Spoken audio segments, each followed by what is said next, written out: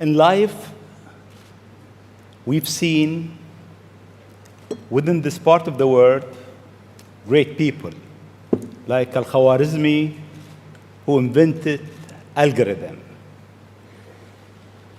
Globally, Newton,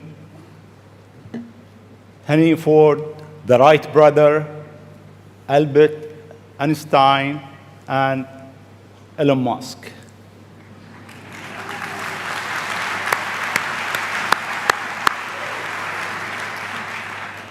It seems you are in rush.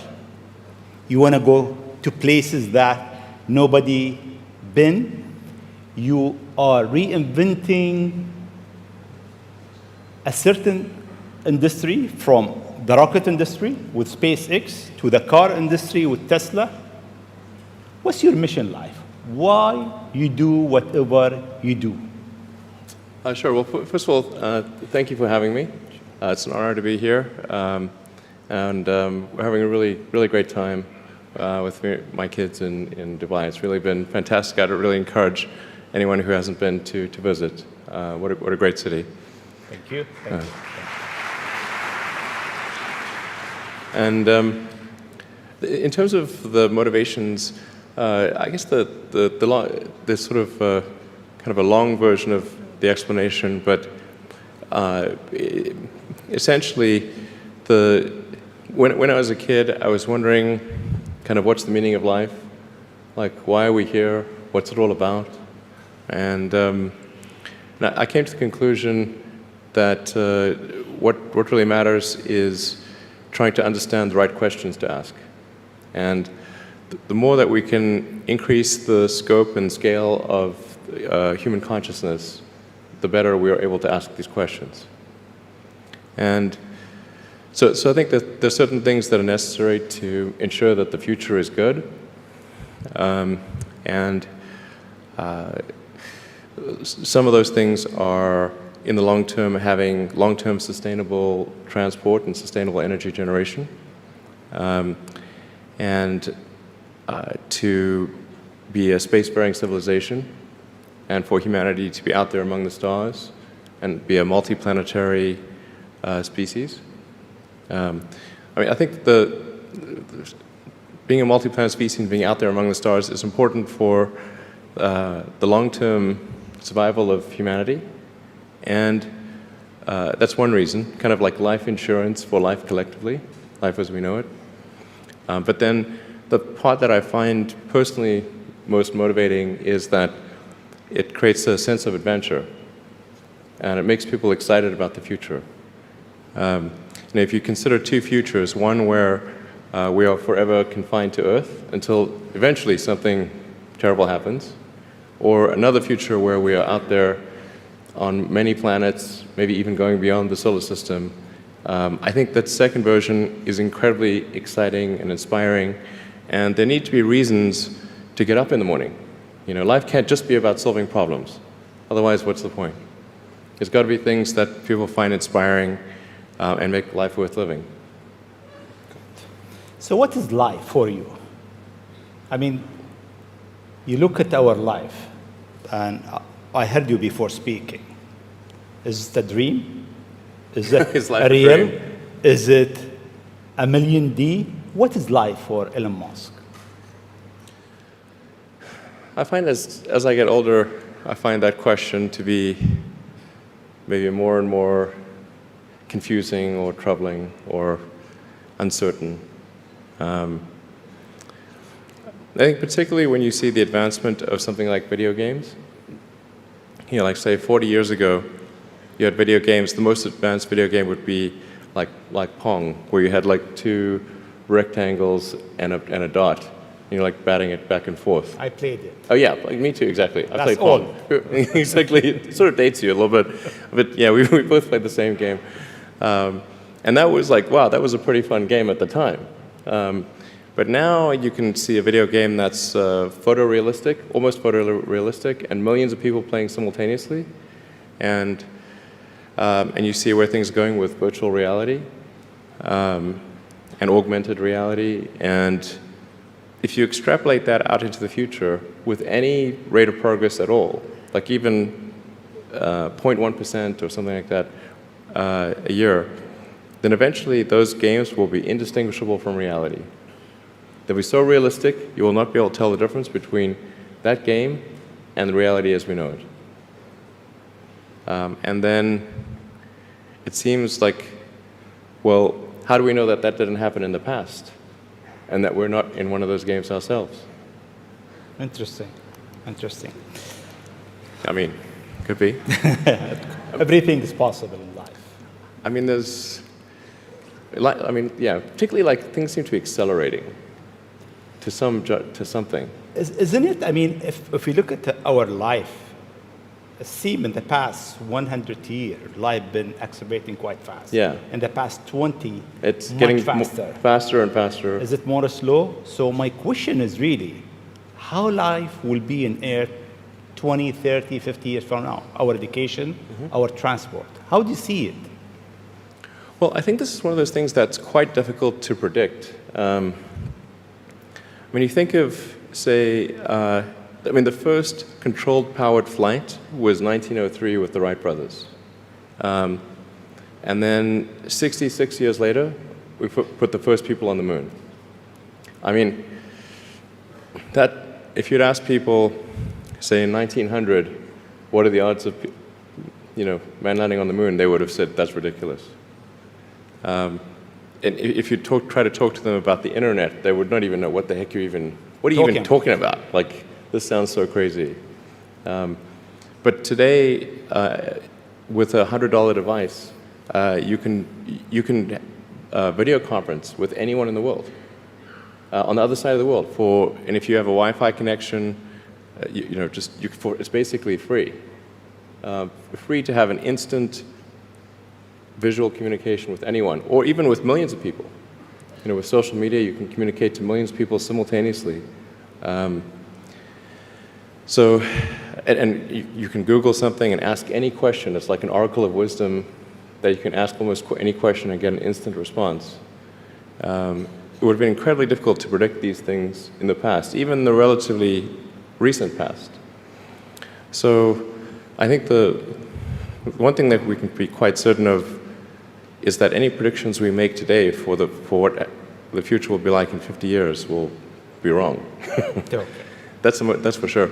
I mean, I think directionally, I can tell you what I hope the future has, as opposed to maybe what it will be, because this may just be wishful thinking. I hope we are out there on Mars and maybe beyond Mars, the moons of Jupiter. I hope we're traveling frequently throughout the solar system, perhaps preparing for missions to nearby star systems. I think all of this is possible within 50 years. And I think that would be very exciting to do that. And I think we'll see autonomy and artificial intelligence advance tremendously. I think that's actually quite near term.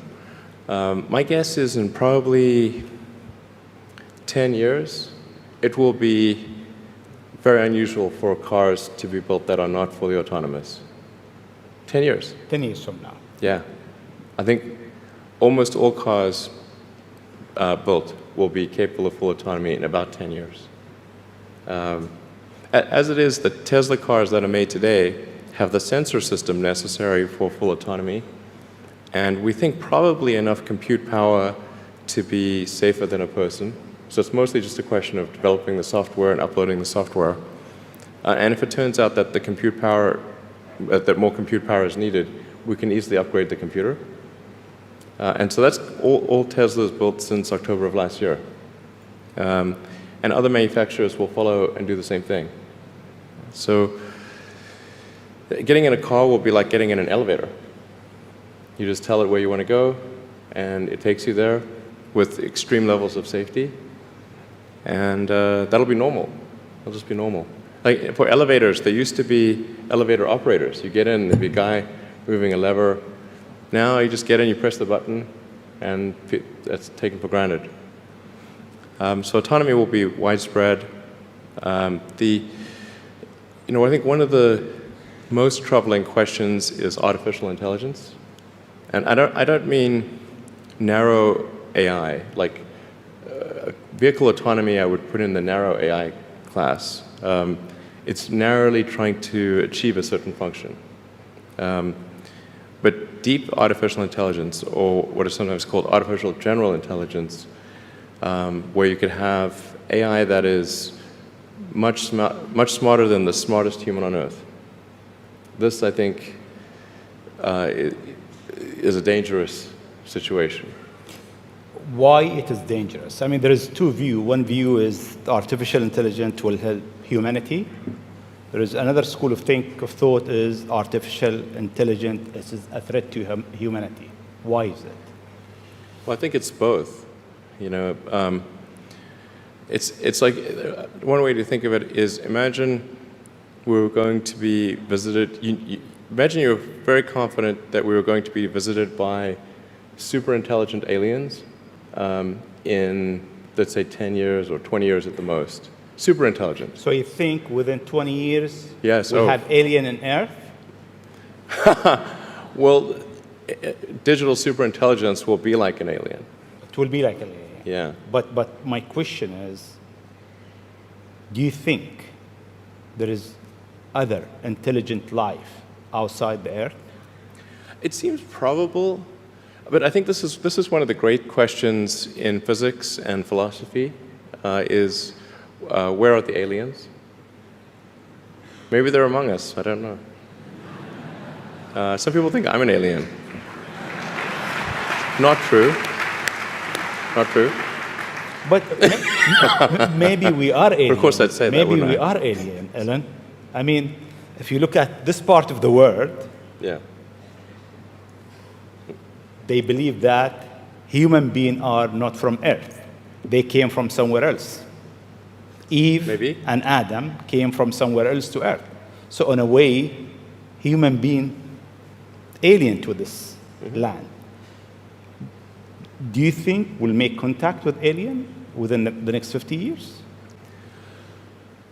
Well, that's a really tough one to say. I mean, if there are super intelligent aliens out there, they're probably already observing us. That would seem quite likely, and we just are not smart enough to realize it. But I can do some back-of-the-envelope calculations, and any advanced alien civilization that was at all interested in populating the galaxy, even without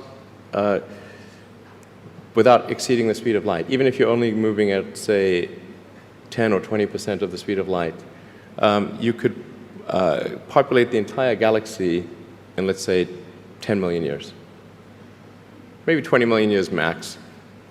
This is nothing, you know, in the grand scheme of things. Once you said you want to die on Mars, why? I don't, to be clear, I don't want to die on Mars. It's like, I mean, we're all going to die someday. And if you're going to pick some place to die, then why not Mars? Okay. You know, if we're born on Earth, why not die on Mars? Seems like maybe it'd be kind of exciting. But so I think, given the choice of dying on Earth or dying on Mars, I'd say, yeah, sure, I'll die on Mars. But it's not some kind of Mars death wish. And if I do die on Mars, I just don't want it to be on impact. Okay. Got it. Yeah. Let's come back to Earth, actually. Okay. You tweeted that you are building a tunnel under Washington, D.C. Why? What is it? Well, it's a secret plot, Okay. just between us. Nobody heard you? Yeah, exactly. Please keep that secret. Well, I think this is going to sound a little. I mean, it seems like somewhat trivial or silly, but I've been saying this for many years now. But I think that the solution to urban congestion is a network of tunnels under cities. And you can, when I say, I don't mean a 2D plane of tunnels. I mean tunnels that go many levels deep. So you can always go deeper than you can go up. Like the deepest mines are taller than the tallest buildings. So you could have tunnels, a network of tunnels that is 20, 30, 40, 50 levels, as many levels as you want, really.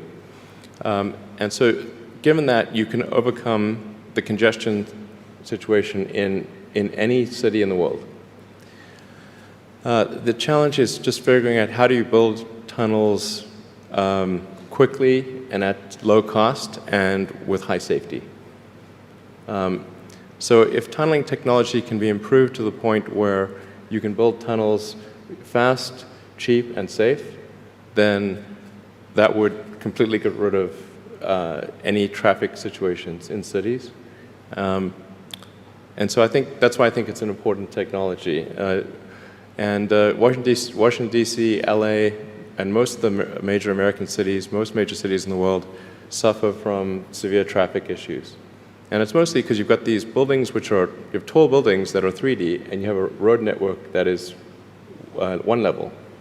And then people generally want to go in and out of those buildings at the exact same time. So then you get the traffic jam. Let's come back to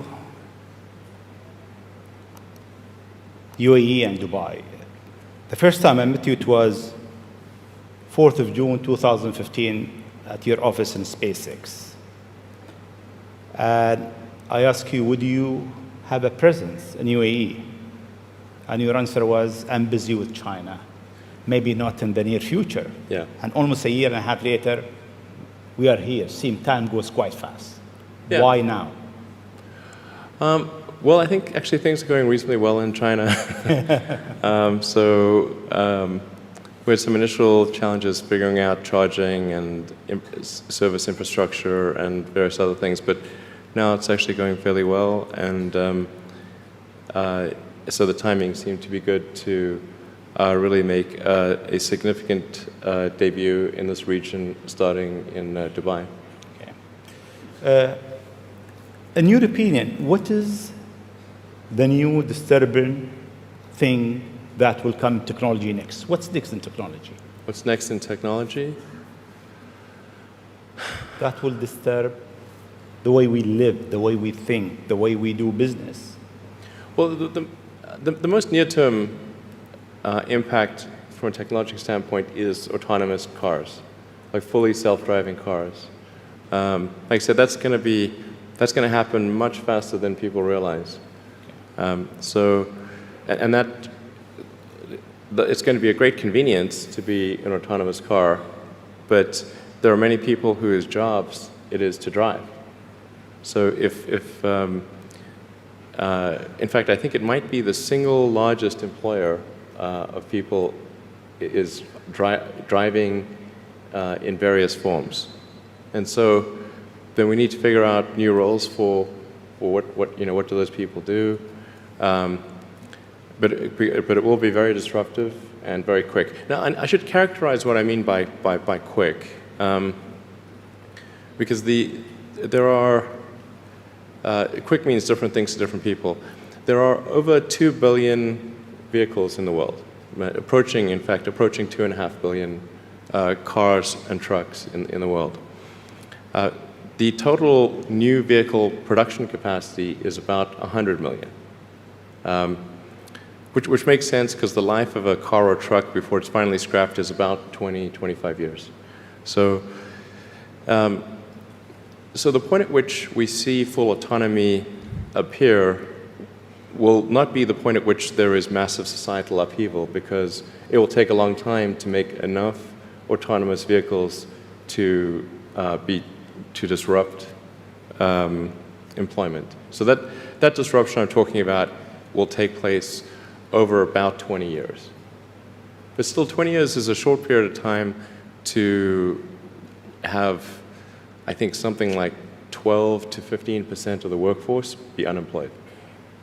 Yeah, thank you. This is the largest global government summit. We have over 139 government here. If you want to advise government officials to be ready for the future, what is 3 things or 3 advice you'll give them? Well, I think the first bit of advice would be to really pay close attention to the development of artificial intelligence. I think we need to just be very careful in how we adopt artificial intelligence and to make sure that researchers don't get carried away. Because sometimes what happens is a scientist can get so engrossed in their work, they don't necessarily realize the ramifications of what they're doing. So I think it's important for public safety that governments keep a close eye on artificial intelligence and make sure that it does not represent a danger to the public. Let's see. Secondly, I would say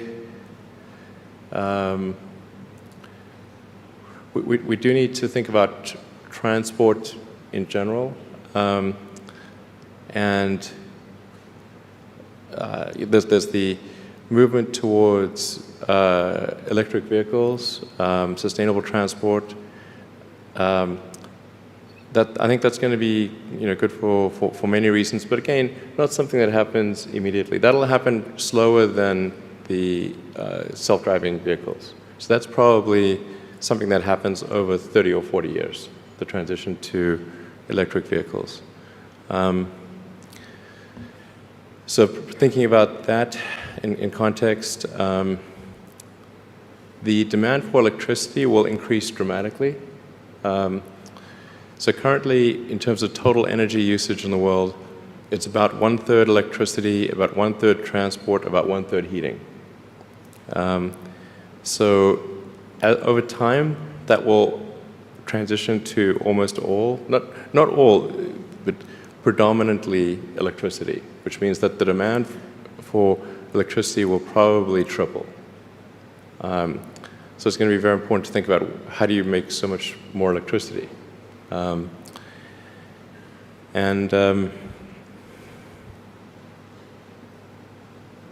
Seem they have an easy job. That's it. There's no more challenges for them. No, well, then I think maybe these things do play into each other a little bit. But what to do about mass unemployment? This is going to be a massive social challenge. And I think ultimately we will have to have some kind of universal basic income. I don't think we're going to have a choice. Universal basic income. Universal basic income. I think it's going to be necessary. So it means that unemployed people will be paid across the globe. Yeah. Because there is no job, machine, robot is taking over. There will be fewer and fewer jobs that a robot cannot do better. Okay. That's simply and I want to be clear that these are not things that I think that I wish would happen. These are simply things that I think probably will happen. And if my assessment is correct and they probably will happen, then we need to say, what are we going to do about it? And I think some kind of a universal basic income is going to be necessary. Now, the output of goods and services will be extremely high. So with automation, there will come abundance. There will be almost everything will get very cheap.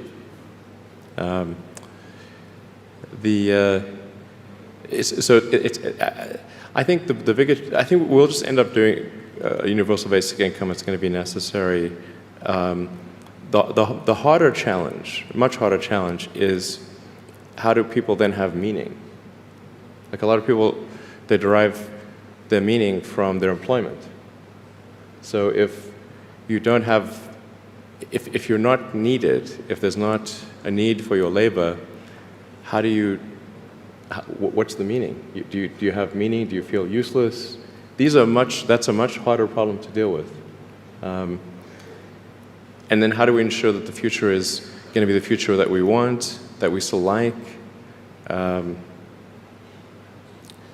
Now, I mean, I do think that there's a potential path here which is, and we're really getting into science fiction or sort of advanced science stuff, but having some sort of merger with biological intelligence and machine intelligence.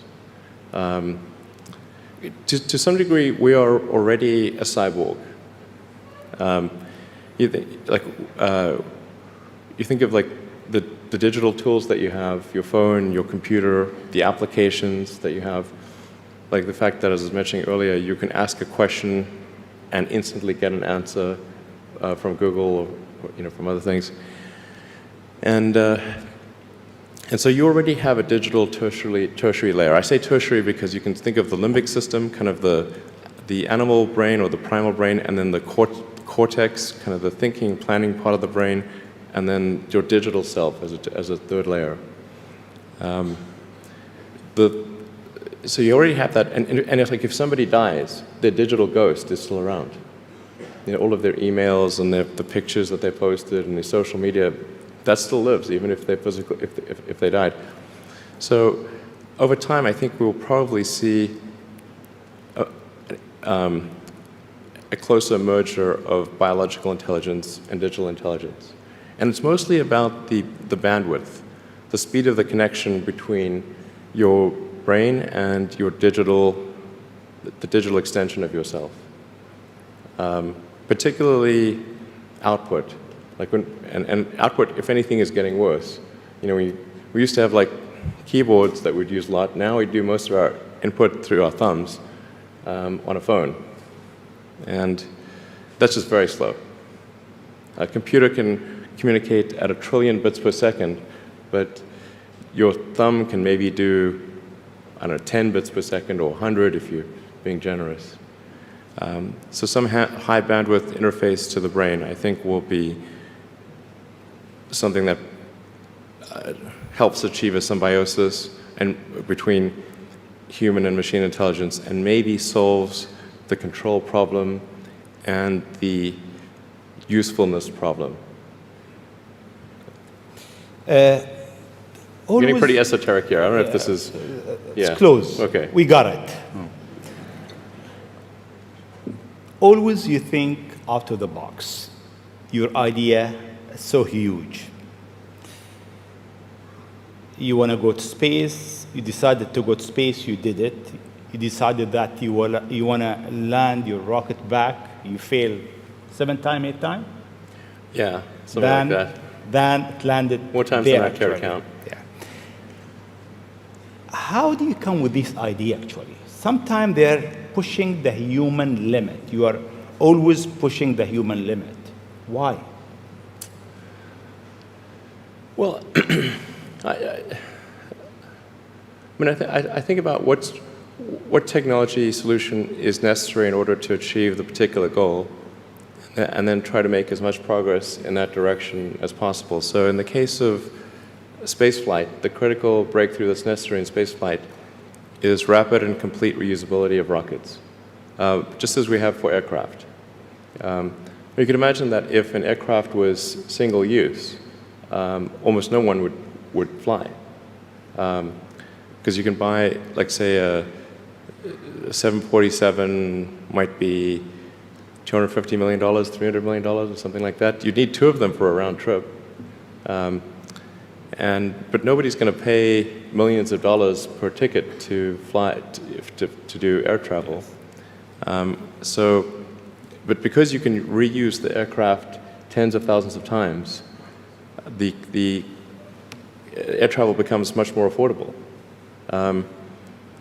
And the same is true of rockets. So our rocket costs $60 million, roughly. So the capital cost, if it can be used once, is $60 million. But the capital cost, if it can be used 1,000 times, is $60,000. So then if you can carry a lot of people per flight, then you can get the cost of space flight to be something not far from the cost of air flight. So it's extremely fundamental. Because Earth's gravity well is quite deep, Earth has a relatively, fairly high gravity, the difficulty of making a rocket reusable is much greater than the difficulty of making an aircraft reusable. And that's why a fully reusable rocket has never been developed thus far. But if you use the most advanced materials, most advanced design techniques, and you get everything just right, then I'm confident that you can do a fully reusable rocket. Fortunately, if Earth's gravity was even 10% stronger, I would say it would be impossible. You need a team around you to deliver a lot of ideas. How do you choose your team? Based on what?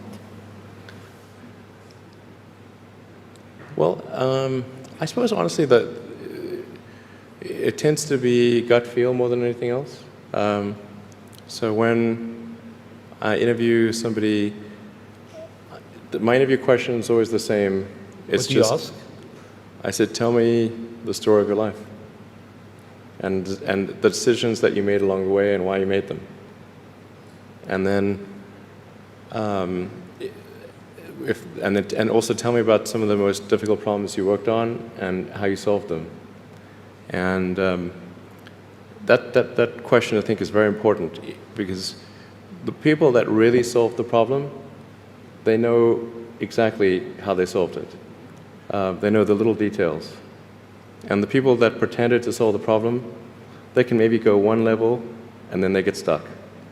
So, what was your biggest challenge in life? Biggest challenge in life?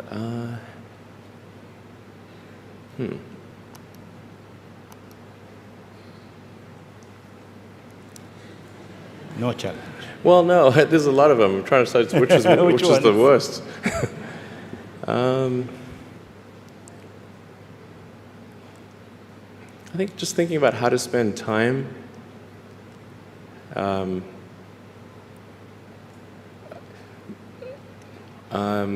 of the biggest challenges, I think, is making sure you have a corrective feedback loop, and then maintaining that corrective feedback loop over time, even when people want to tell you exactly what you want to hear. Okay. That's very difficult. Yes. Time is over. I'll ask you just one last question, Sure. if you allow me. In the World Government Summit, we have so many people from, so many young people actually, from across the globe. If you have an advice to them, young people globally who want to be like Elon Musk, what's your advice to them? I think that probably they shouldn't want to be. You? I think it sounds better than it is. Okay. Yeah, it's not as much fun being me as you'd think. I don't know. You don't think so? No. There's definitely, it could be worse for sure, but it's, I'm not sure I'm not sure I want to be me. Okay. But if, you know, I think advice, I mean, if you want to make progress in things, I think that the best analytical framework for understanding the future is physics. I'd recommend studying the thinking process around physics, like not the equations. I mean, the equations certainly they're helpful, but the way of thinking in physics is it's the best framework for understanding things that are counterintuitive. And you know, always taking the position that you're to some degree wrong, and your goal is to be less wrong over time. I think one of the biggest mistakes people generally make, and I'm guilty of it too, is wishful thinking. You know, like you want something to be true, even if it isn't true, and so you ignore the things that you ignore the real truth because of what you want to be true. This is a very difficult trap to avoid. And like I said, it's certainly one that I find myself in having problems with. But if you just take that approach of you're always to some degree wrong, and your goal is to be less wrong, and solicit critical feedback, particularly from friends. Like friends, particularly friends, if somebody loves you, they want the best for you. They don't want to tell you the bad things. So you have to ask them and said, really, I really do want to know. and then they'll tell you. Thank you very much. It's been